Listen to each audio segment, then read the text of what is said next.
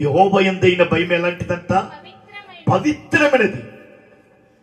ఆ భయం అంటే మీ పిల్లలు ఎప్పుడు కూడా సమాజంలో నిలవగలరు, సంఘములో నిలవగలరు, దేవుని మహిమపరచగలరు. యెహోవా యందు భయము భక్తి పవిత్రమైనది. పిల్లరా, మీ పిల్లలు కూడా పవిత్రులుగా ఉండాలి, పరిశుద్ధులుగా ఉండాలి, నీతిమంతులుగా ఉండాలి, దేవుని మహిమపరిచేవారిగా ఉండాలి. కానీ దేవుని అవమానపరిచేవారిగా మీ పిల్లలు ఉండకూడదని ప్రభు ఆశని. అందుకొరకేసే అంటాడు, పిల్లలను మీరు ఆటంకపరచకండి, వాళ్ళను నా యొద్దకు రానివ్వండి.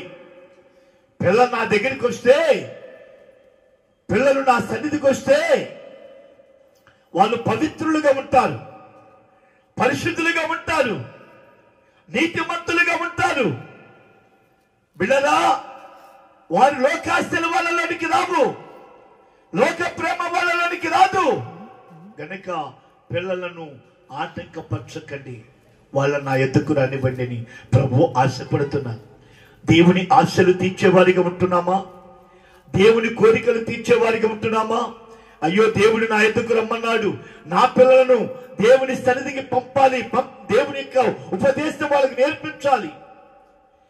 నేను నా పిల్లలు సూచనగాను మహత్కార్యాలు చేసేవారిగా నా పిల్లలు ఉండాలి. దేవునికి మహిమ కలుగును గాక.